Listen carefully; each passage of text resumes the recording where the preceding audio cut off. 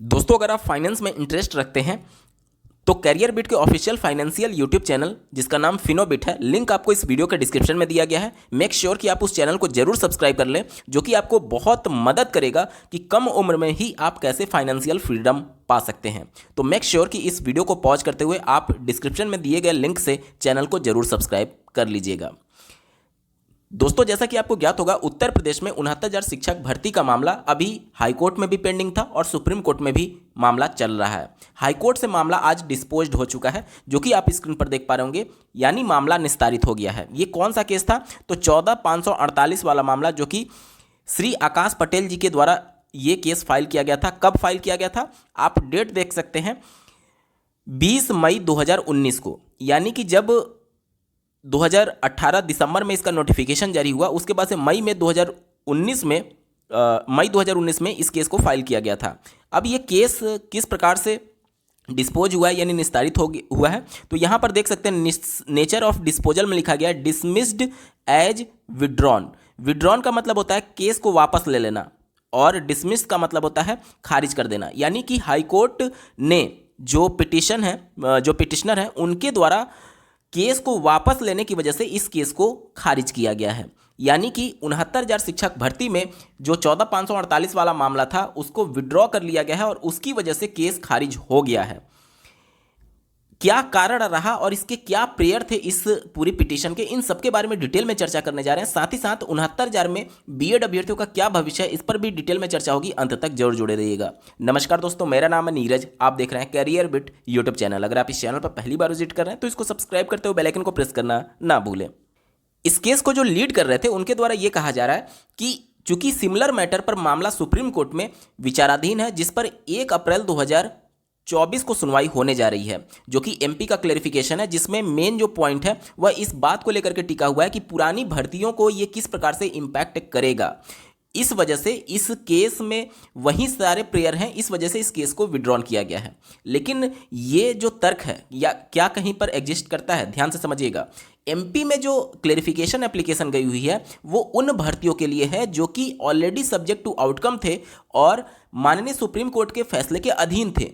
उन मामलों को लेकर के सुप्रीम कोर्ट में क्लेरिफिकेशन एप्लीकेशन गई हुई है, जो कि हाई कोर्ट में मामला चल रहा था, अभी भर्ती कंप्लीट नहीं हुआ था। लेकिन उत्तर प्रदेश की 69,000 शिक्षक भर्ती का मामला देखेंगे तो ये किसी भी कोर्ट में ये भर्ती जो है वो सब्जेक्ट टू आउटकम नहीं थी और ना ही ये भर्ती अभी रनिंग में है। जबकि एमपी वाला मामला देखेंगे तो वो सारी भर्तियां रनिंग में रहते हुए जब मामला सुप्रीम कोर्ट में चला गया था, तब हाईकोर्ट ने उन भर्तियों को सुप्रीम कोर्ट के फैसले के अधीन कर दिया, क्योंकि हाईकोर्ट भी बंधी हुई है सुप्रीम कोर्ट के फैसले से।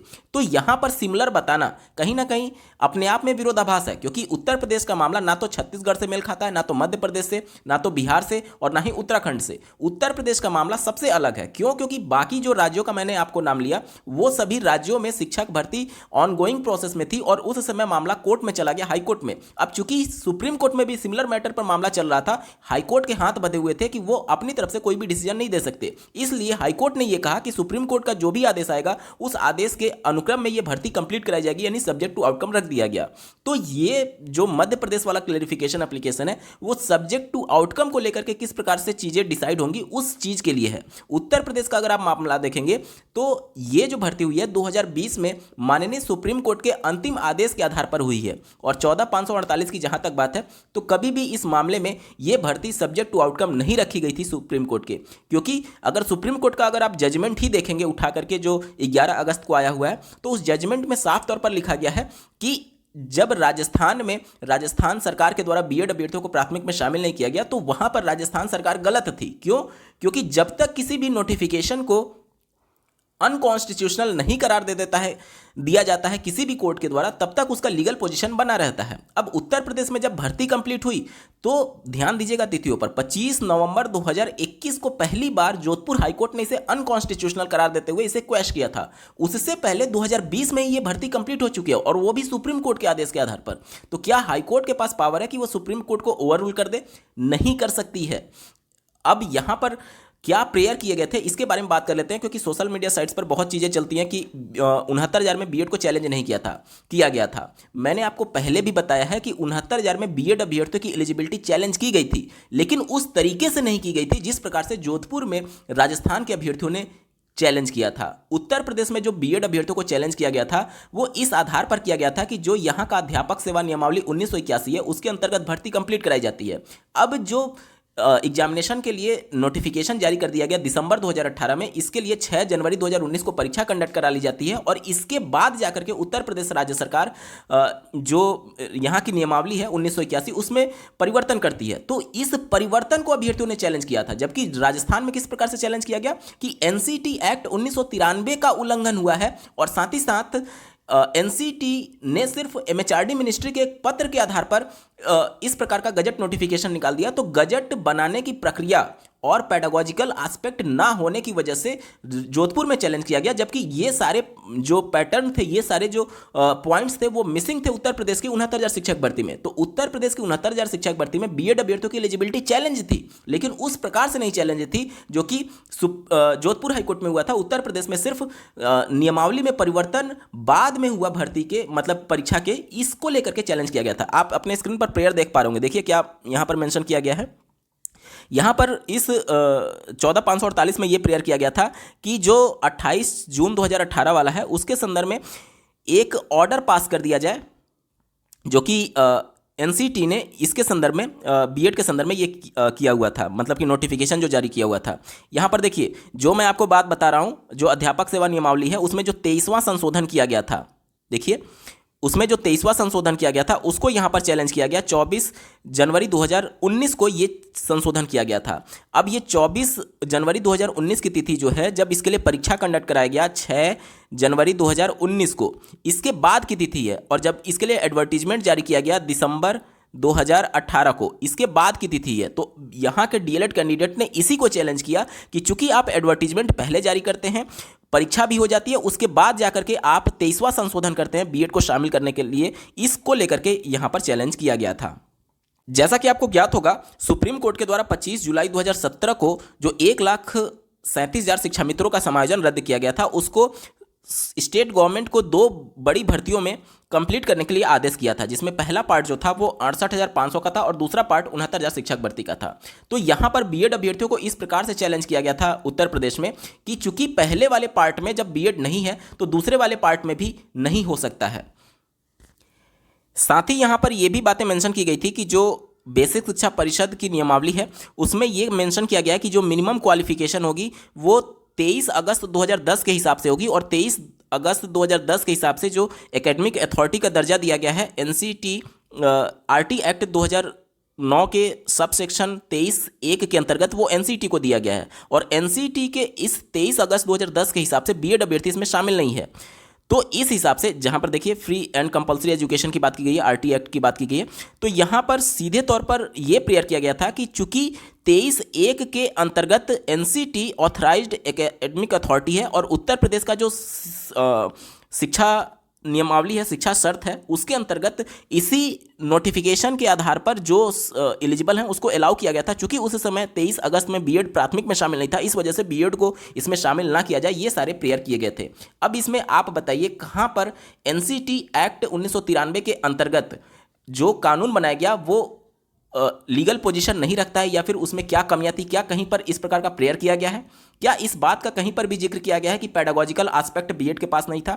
यहां पर उत्तर प्रदेश में उस प्रकार से चैलेंज ही नहीं किया गया था। मैं आपको यही पॉइंट बार बार बताता हूं कि जब भी आप मामले को कोर्ट में लेकर के जाते हैं तो आपको जस्टिफाई करना पड़ता है कि आप जो चीज प्रेयर कर रहे हैं उससे बियॉन्ड बहुत ज्यादा दूर नहीं जा सकते। जो आपने प्रेयर किया है उसी के आसपास आपको पैरवी करनी होगी। तो मैंने आपको पहले भी कई वीडियो में बता रखा है कि जब ये मामला कोर्ट में चलेगा तो ये आपको जस्टिफाई करना पड़ेगा कि 2019 का मामला अभी तक आपने इसमें हियरिंग क्यों नहीं कराई। हियरिंग नहीं कराई, अब मान लीजिए सुप्रीम कोर्ट ने जजमेंट दे दिया 11 अगस्त 2023 का, तो जजमेंट के बाद से ये बहुत ही मुश्किल था इस बात को प्रूफ करना कि हमने 2019 में इसको चैलेंज किया था, लेकिन उस तरीके से किया था जिस प्रकार से जोधपुर हाईकोर्ट ने किया में हुआ था, नहीं हुआ था। ये सारे इस प्रेयर से आप बिल्कुल क्लियर कट इंफॉर्मेशन ले सकते हैं कि उत्तर प्रदेश का मामला ही अलग है, अन्य राज्यों का मामला अलग है। जोधपुर हाईकोर्ट ने जो डिसीजन दिया है वो एनसीटी एक्ट 1993 के वायलेशन के आधार पर दिया है और पेडागोजिकल एस्पेक्ट ना होने की वजह से जो 21(a) का वायलेशन है उसके अंतर्गत उन्होंने दिया हुआ है।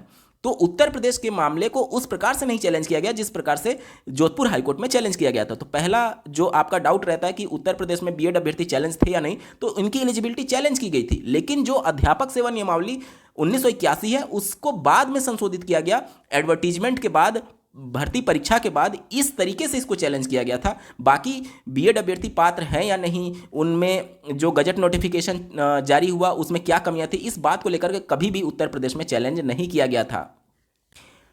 इसके बाद से बहुत सारे अभ्यर्थियों का ये कमेंट के माध्यम से प्रश्न आता है कि जो 881 वाला मैटर है जो कि सुप्रीम कोर्ट के द्वारा 11 अगस्त के जजमेंट में मेंशन किया गया है कि उत्तर प्रदेश से संबंधित इस मामले को ऊपर दिए गए जजमेंट के आधार पर कंक्लूड किया जाए, यानी कि वहां से बीएड अभ्यर्थियों को बाहर किया जाए। तो क्या इसके आधार पर 69,000 से बीएड को बाहर कर दिया जाएगा? नहीं। ध्यान से समझिएगा, यहां पर जब सभी राज्यों को ऑनरेबल सुप्रीम कोर्ट ने इन्वाइट किया था कि आप अपने राज्य के पक्ष को आकर के रख सकते हैं, तो उसमें उन्होंने उन भर्तियों को अपने सब्जेक्ट टू आउटकम रखा था जो कि ऑलरेडी प्रोसेस में थी। उन भर्तियों की बात तक नहीं की थी जो कि ऑलरेडी कंप्लीट हो चुकी है, क्योंकि अगर ऑलरेडी कंप्लीट होने वाले भर्तियों की बात होती तो वो चीज़ें उस कोर्ट ऑर्डर में साफ मेंशन किया गया था कि ये जजमेंट कब से लागू होगा। 11 अगस्त का अगर आप जजमेंट देखेंगे तो उन मामलों को लेकर के वो बिल्कुल साइलेंट है कि जो भर्ती ऑलरेडी कंप्लीट हो चुकी है उसको कैसे निर्धारित किया जाए। यानी ऑलरेडी कंप्लीट होने वाली भर्ती में उत्तर प्रदेश की 69,000 शिक्षक भर्ती है, केवीएस पीआरटी 2018 की भर्ती है। तो इन पॉइंट्स को लेकर के ये जो जजमेंट है वो ऑलरेडी साइलेंट है। तो आप कैसे कह सकते हैं कि 881 वाले मामले में बीएड अभ्यर्थियों को बाहर कर दिया जाएगा? इसलिए नहीं किया जा सकता कि उस पॉइंट पर सुप्रीम कोर्ट ने कुछ कहा ही नहीं है कि जो ऑलरेडी भर्तियां कंप्लीट हो चुकी हैं उससे बीएड को बाहर किया जाए। यहां पर इस पॉइंट को लेकर के सीधे तौर पर यह जजमेंट जो था 11 अगस्त 2023 वाला वो साइलेंट था। और अभी जो आप 1 अप्रैल को सुनवाई देखेंगे तो वो इस भर्तियों को लेकर के नहीं है, बल्कि उन भर्तियों को लेकर के है जो कि ऑलरेडी सब्जेक्ट टू आउटकम थी और मामला सुप्रीम कोर्ट में पेंडिंग होने की वजह से हाई कोर्ट ने अपना डिसीजन नहीं दिया। तो उन भर्तियों को लेकर के है, चाहे आप बिहार की बात कर लीजिए, उत्तराखंड की बात कर लीजिए, छत्तीसगढ़ की बात कर लीजिए, मध्य प्रदेश की बात कर लीजिए। तो 1 अप्रैल का जो फैसला होगा वो डायरेक्टली इन भर्तियों पर प्रभावित करेगा। लेकिन उत्तर प्रदेश की 69,000 शिक्षक भर्ती का मामला ही अलग है, वो एक सुप्रीम कोर्ट के अंतिम आदेश के आधार पर हुआ है। 11 अगस्त 2023 का जजमेंट पढ़ेंगे तो जब तक उसे अनकॉन्स्टिट्यूशनल नहीं करार दे दिया उसका लीगल पोजीशन था, यानी कि जब सुप्रीम कोर्ट ने अपने आदेश के आधार पर दिया उसका लीगल पोजीशन था। तो ऐसा प्रैक्टिकली पॉसिबल नहीं होगा कि पास्ट में जाकर के बीएड अभ्यर्थियों को वहां से बाहर कर दिया जाए। अगर आप पिछले हियरिंग की तिथियों को देखेंगे तो सुप्रीम कोर्ट का जो अब रुख है वो कहीं ना कहीं ब्रिज कोर्स करा करके और बीच के रास्ते और इन सभी चीज़ों को लेकर के आगे बढ़ रही है सुप्रीम कोर्ट। तो 1 अप्रैल 2024 का जो तिथि है वो बहुत महत्वपूर्ण हो चुका है उन राज्यों के लिए जहां पर भर्तियां सब्जेक्ट टू आउटकम रखी गई थी। 69,000 शिक्षक भर्ती के मामले को लेकर के अगर आप पिछली हियरिंग में देखेंगे तो जो आईए फाइल करके उत्तर प्रदेश से संबंधित अभ्यर्थी उपस्थित हुए थे उनके एडवोकेट ने कहा कि हमारे मामले को आप अलग से सुनिएगा, इस मामले में इससे अलग रख करके। तो देखना होगा कि सुप्रीम कोर्ट उत्तर प्रदेश की 69,000 शिक्षक भर्ती से संबंधित जो श्री गुड्डू सिंह जी की याचिका है उसको किस प्रकार से ट्रीट करती है। हालांकि अगर आप पहले ही हियरिंग में देखेंगे तो सुप्रीम कोर्ट ने साफ क्लियर कर दिया था कि आपको इसे रिव्यू पिटीशन के तौर पर आना चाहिए, ना कि एक फ्रेश एसएलपी लेकर के। हालांकि बहुत ज़्यादा रिक्वेस्ट करने के बाद से, चूंकि उस समय जो श्री कपिल सिब्बल जी थे जो कि एडवोकेट थे उनके, वो उपस्थित नहीं थे, तो उनके जूनियर के द्वारा ये प्रेयर किया गया सुप्रीम कोर्ट से कि हमारे एडवोकेट उपस्थित नहीं है, इस वजह से हमें समय दिया जाए अगली तिथि पर सुनने के लिए। अब जब श्री कपिल सिब्बल जी उपस्थित हुए तो वो चीज़ों को इस प्रकार से प्रेजेंट किए कि हाईकोर्ट माफ़ कीजिएगा सुप्रीम कोर्ट चीज़ों को सुनने के लिए तैयार हुई। लेकिन चीज़ों को सुनने के लिए तैयार होना और 2020 के जजमेंट को ओवररूल कर देना, पलट देना, और वो भी तब जब उसका लीगल पोजीशन था, ये चीज़ें प्रैक्टिकली पॉसिबल होती कम दिख रही हैं। आपको क्या लगता है कमेंट के माध्यम से जरूर बताइएगा और ऐसे ही महत्वपूर्ण अपडेट के लिए इस चैनल को सब्सक्राइब करना ना भूलें। इस वीडियो को देखने के लिए आपका बहुत बहुत धन्यवाद। भगवान करे आपका दिन शुभ हो।